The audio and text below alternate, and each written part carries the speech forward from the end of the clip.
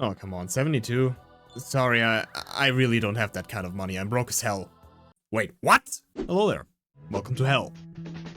Shin Megami Tensei 4 is this niche little JRPG on the Nintendo 3DS, sorry, the Citra emulator, where you fight demons, suffer through aneurysm-inducing negotiations, and then get absolutely obliterated in one turn because you made the mistake of playing the game. Thank you, Shin Megami Tensei. I hereby invite you to join me on this adventure, or whatever you would classify this as. We start off with... Meeny, tekel you farsin. What? So we get to name the protagonist now. I'll just go with Flynn since that's canon name. We then go through some weird dreamscapes and eventually wake up in this place called the Eastern Kingdom of Mikado.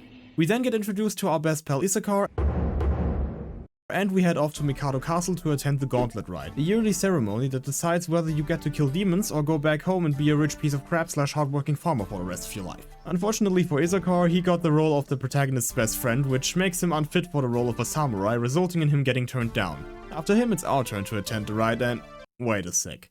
Okay, either I slept during history class or this place actually were a groundbreaking invention of the Middle Ages. Anyways, we use the touchscreen for the first and last time in this game and successfully complete the rite.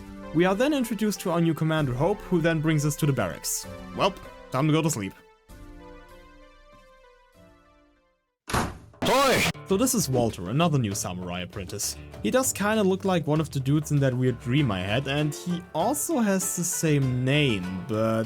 yeah, no, I'm probably just imagining things. We then head for Aquila Plaza to meet up with the other apprentices. We have Dream Guy number 2 called Jonathan, Best Girl Isabeau, and...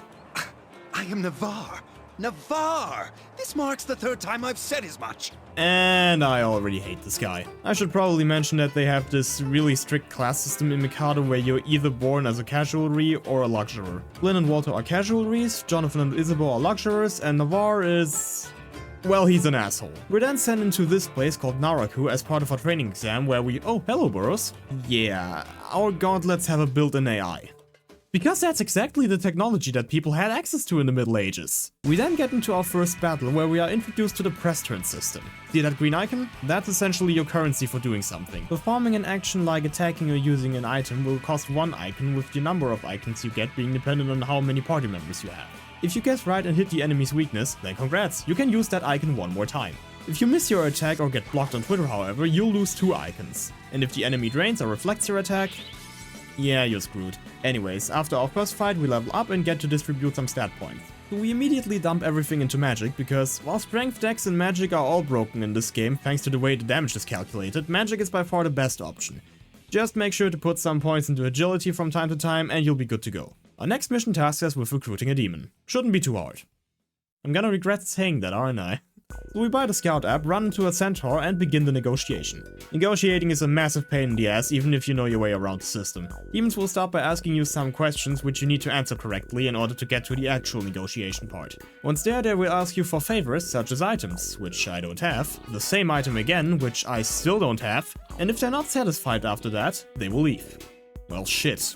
Centaur is usually supposed to be your first demon, and I didn't get him. But I need a demon in order to complete the mission. 3 in fact. And then this shit happens.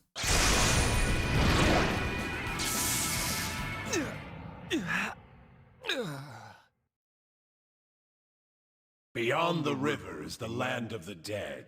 So this is Karen. He can revive you after death, provided you have the necessary cash for it. Now you can also get revived with play coins if you have some, but if not, you'll be forced to pay premium prices. Oh, and if you don't have enough money the first time you die, he'll put it on your tab, so whenever you've made enough money to pay him back, he's just gonna swoop in and rob you of all your hard-earned capital. Hello, I like money. Well, now in a state of bankruptcy, I still need to recruit some demons. So I get myself Loham Dirk, who is just a worse version of Centaur, fail to recruit a McCoy, and then this happens. Well, thanks I guess. I also managed to recruit a centaur. Fucking finally! After completing the quest, we get our next and final training mission. We are to obtain an item hidden within Naraku, which is guarded by a horde of demons. Beyond the river. After mowing them down, we retrieve the item and return to the entrance of Naraku. It is during my way up there where my centaur introduces me to the concept of whispering. After a demon has learned the last of its natural skills, it will enter the whisper state where you can pass on any of their skills to Flynn. There is also this gimmick where if the demon has a skill you already have, said skill will be buffed by 1 tier, making it stronger. Anyways, we make it back to Aquila Plaza, listen to Navarre being a smug asshole, and then hand over the item.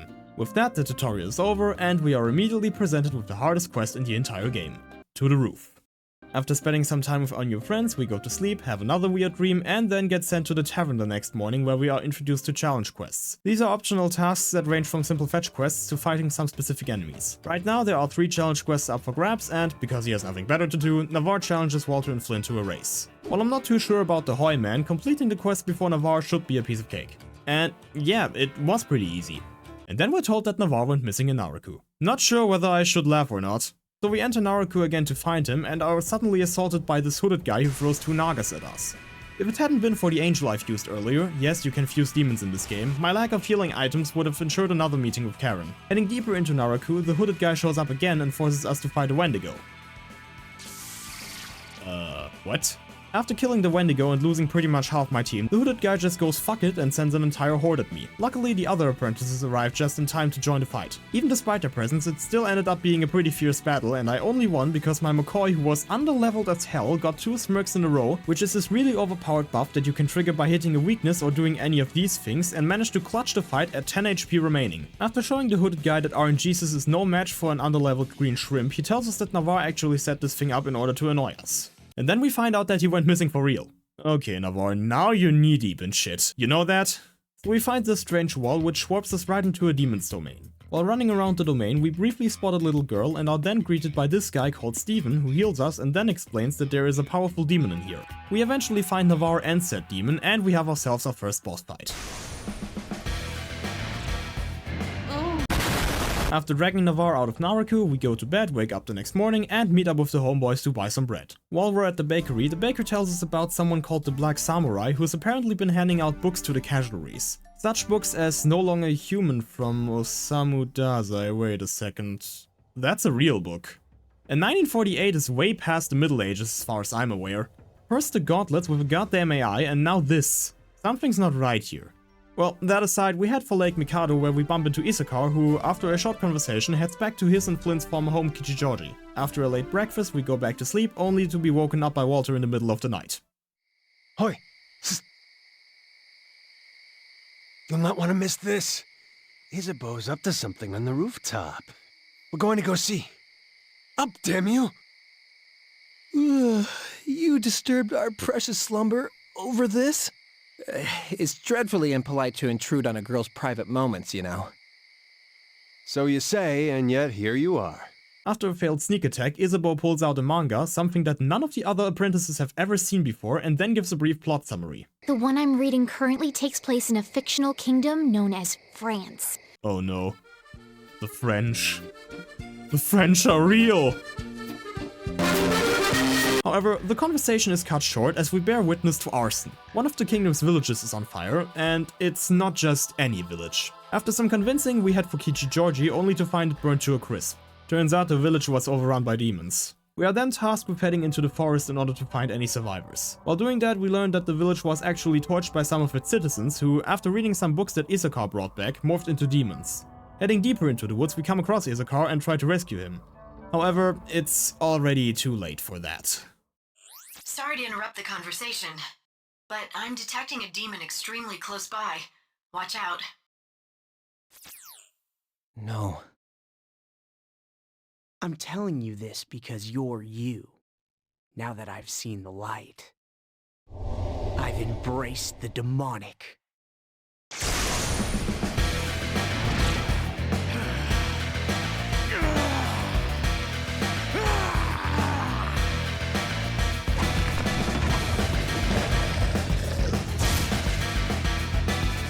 After having to strike down a former best pal, we get an incoming call from Hope who informs us that the Black Samurai was seen somewhere in the forest. So we find and confront her, only to be confronted with a horde of unholy harlots who shall be struck down in the name of the— oh, okay, I guess we're pink now. After whatever that just was, we go back to the barracks, take a nap, and gather at Aquila Plaza the next morning to attend an emergency assembly. In regards to the recent events, the monastery has issued a quest to capture the Black Samurai, who might be located in the Unclean Ones country, a place said to be located in the depths of Naraku. It is against the samurai code to go down that far, and apparently the place is guarded by some legendary demon, but since nobody else is willing to do the job, we volunteer and once again descend into the demon hole. After some time, we come across a huge door with burrows warning us about a strong demon up ahead. And sure enough, a strong demon we find. However, you already beat 2 bosses at this point, so what's stopping you from adding another one to that list? and then you're hit with one of the biggest oh shit moments in gaming history. I will dine on your blood that wishes to mingle with the unclean.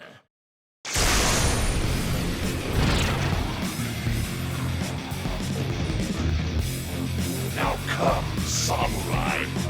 Put on a good show. This is where it dawns on you. You never truly left the tutorial. Now the rug is pulled out from underneath you as the game quite literally says good luck, asshole. The Minotaur is one of the most infamous bosses in the entire franchise, and for a very good reason. He marks a huge difficulty spike when compared to what came before him. However, he's also famous for another reason: Walter. You might have noticed that the other apprentices will join you in battle. The one that joins you is picked at random, and they all have their own movesets covering all basic elements. However, if you get Walter during this fight, start praying to God or whatever you deem holy, because just one Agi has the potential to fuck you over. I hope you're prepared.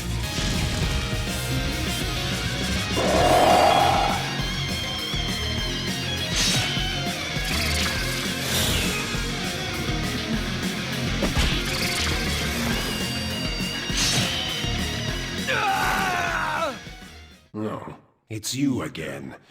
You died so carelessly. After the beast finally goes down, we reach the excavation worker quarters. Starting to think that these unclean ones aren't just some strange fantasy race. They even have guns. At least we can now plead the Second Amendment. We also unlock this terminal, which allows us to teleport to other terminals, such as the one in Mikado that's been collecting dust for who knows how long. A few floors further down, we reach an observation platform, and the game finally shows its true setting.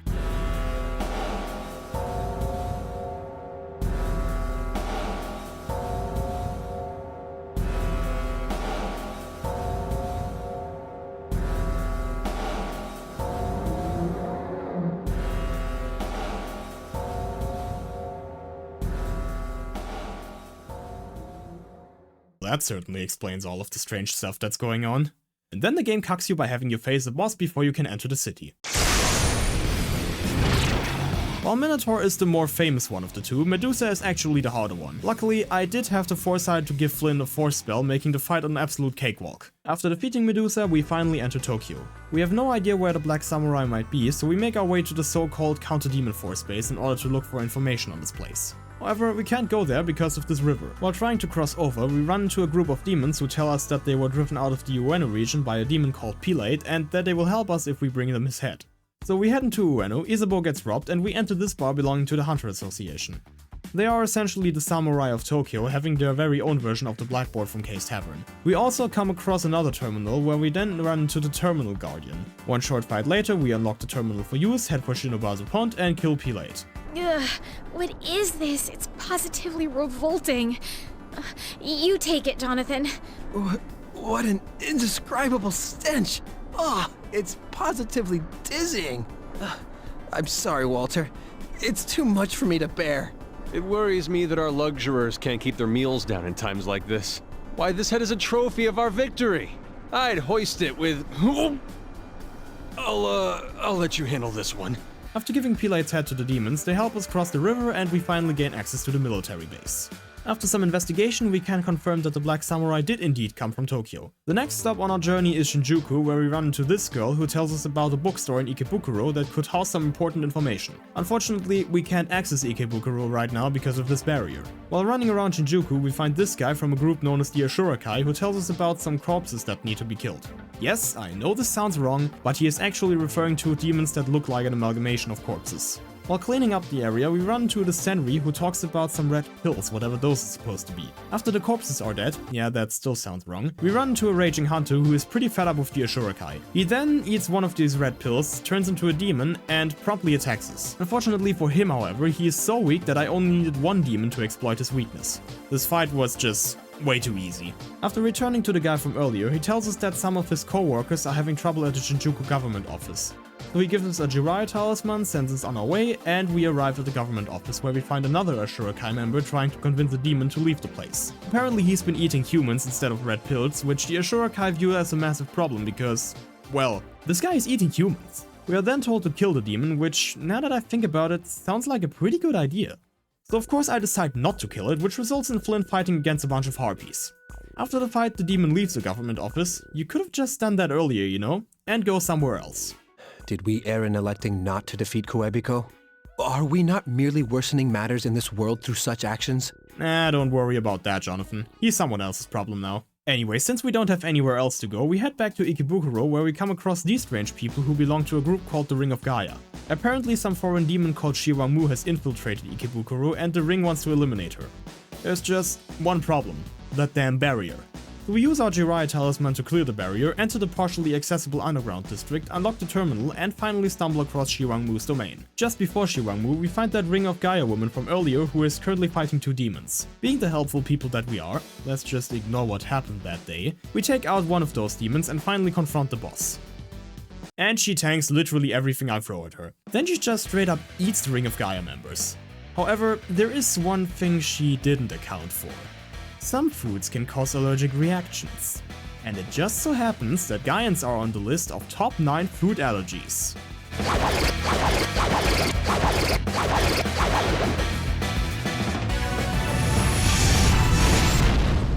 Well, now that Shiwamu is dead, the barrier should be gone. After heading through the underground district, we find what's supposed to be the bookstore. Wait a second. Well, if they were here, then our target is most likely close by. And indeed, we do find the Black Samurai shortly after.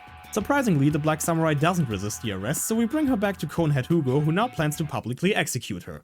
That escalated quickly. The next day, we receive orders to head for Kagome Tower in Shinjuku, where we are to rescue 3 important people. I already know that the boss we have to face there is weak to force, so I upgraded my team a bit. I also fused Baldur, who is the first demon you can obtain that naturally learns Hamon. More on that in a bit. Entering the tower, we come across the demons Murmur and Gamori, who are both weak to ice. I quickly introduced them to my level 35 Flynn with a magic stat of 162 and a +2 Bufala, which made them fold instantly.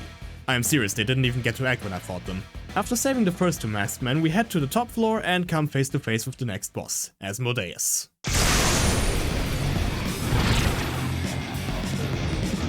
As I already mentioned, Asmodeus is weak to force. However, there is also another way to defeat him. You see, these games are usually programmed in a way where insta-kills like Hama Umudo do not work on bosses. Makes sense, would be unbalanced otherwise. In 4, bosses block light and dark skills, which means that insta-kills will simply cause you to lose 2 press turns. Asmodeus, however, in what I can only imagine is an oversight, merely resists light, meaning that he is still vulnerable to light insta-kills. I've used Baldur for this exact reason. Hamaon has a 55% chance to insta-kill any enemy in the game. If the enemy is weak to light, the odds are increased, and if they resist it, like Asmodeus does, the odds will be greatly reduced. However, I was unsure whether getting the insta-kill was even realistic or if I should just kill the boss normally. To make things even more annoying, the wiki doesn't state what that greatly reduced chance looks like. In fact, I could not find that information anywhere. Fine.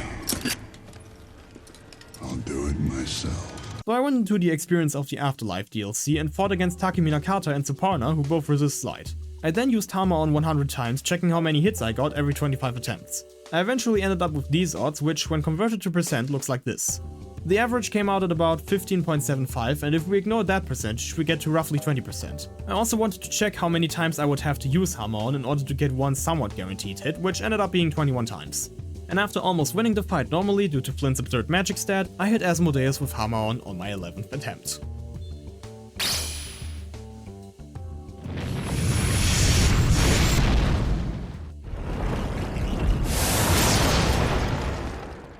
After we return the 3 masked men to Mikado, we get info about a guy from Tokyo called Tayama, who turns out to be the leader of the Ashurakai. He also holds one of our fellow samurai hostage, which means we have to do as he says. We are to kill a demon called Kogasaburo, who is apparently stopping the distribution of red pills in Shibuya. They're still strange pills again. I wonder what they're made from, seeing how demons seem to be addicted to them. Anyways, we off Kogasaburo, meet Tayama, and then get another job from him. This time we are to kill the leader of the Ring of Gaia, a woman called Yuriko. So we reach Tokyo Station, walk up to a Gaian, and tell him that we are here to kill their leader. Funnily enough, he lets us through and says that we should train with them for a bit before we kill Yuriko. Reaching the main temple of the ring, we take the entrance exam, enter the main chamber, and are promptly dropped into this place called the Passage of Ethics. Some stupid questions later, we come face to face with a familiar woman, the Black Samurai who has resurrected after the execution. And that's not all. It turns out that the Black Samurai and Yuriko are the same person. Oh, by the way, if you thought we're done with the revelations, nope, we are most certainly not. The Black Samurai happens to be none other than the demon Lilith. Lilith then tells us that if we want to see true evil, we are to head to the Hills building in Roppongi and enter its basement. In order to reach the place, we have to enter Midtown and take the underground passage. However, there are two things that stand in our way: a barrier and this demon called Tenkai. After he goes down, we go to the highest floor of the building, meet the most trustworthy angel to ever exist, and finally enter the place Lilith wanted us to see: Reverse Hills. This place is kinda creepy, to be honest. We see people strapped into chairs, children who constantly repeat the same phrases ad infinitum. FBI, open up! What the fuck is this place? We then reach the very bottom of the building, where we finally find out what this facility is. We raise the people we take from the underground cities here, and when the time comes, we harvest their brains. Specifically, their neurotransmitters. We suck them out every day at the scheduled time. That's the stuff we make the food for the demons with. You know, those red pills? That's what this whole human farm is for. Get it? Kidnapping humans and turning them into food for demons? I'll never— Okay, why is everything pink now? Ew! Walter? Yeah. I'm Walter. I'm the son of a fisherman. But I'm scared of fish! I must go tell everyone! How cowardly of you, dashing off without me! Then I'll admit something as well. In all candor, I am a cat. Meow. This floor is so deliciously warm. Ugh, it's always like this. Demons here, demons there, demons, demons, demons. It's also demoning.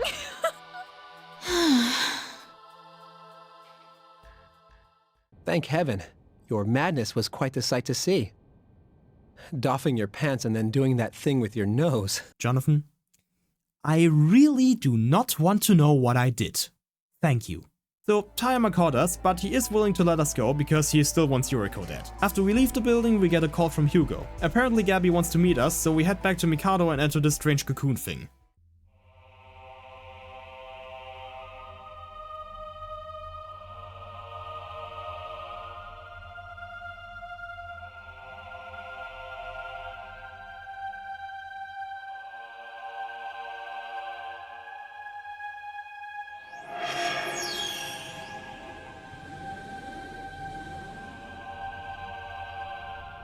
Huh?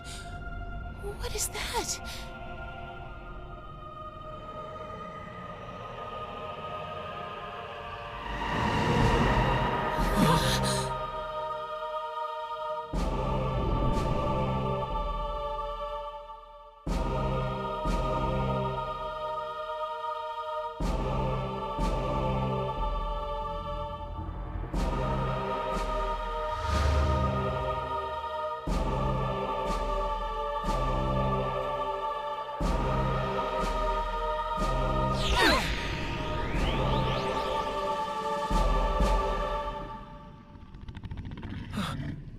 Sister Gabby?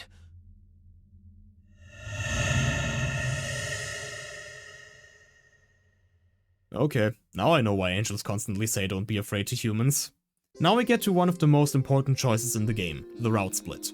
Jonathan wants to go back to Tokyo in order to kill Lilith. Walter, on the other hand, plans to kill Tayama. We have to side with one of them, and since Walter's route has more bosses, I go with Jonathan and fight Lilith, who is weak to the Second Amendment for some reason. After the fight, we head for Camp Ichigaya in order to catch up with Walter. When we arrive, however, he's already killed Tayama and is ready to activate the Yamato Perpetual Reactor. This would open a gate to the Expanse, causing demons to overrun Tokyo. When he does, however, we are engulfed by a white light and suddenly stand before these strange white figures. After a brief scolding from them, we wake up in the Counter-Demon Force base. However, Walter is no longer the man we once knew. In fact, he seems to be an entirely different Walter, as he claims that he and Flynn defeated Tayama's demons together, which can't be true because I was with Jonathan and killed Lilith. But Walter is not the only thing strange here. Almost all of the doors are locked. The terminal also doesn't work. So we walk through the empty corridors, take the elevator, and reach the surface. What in the devil? The city is gone.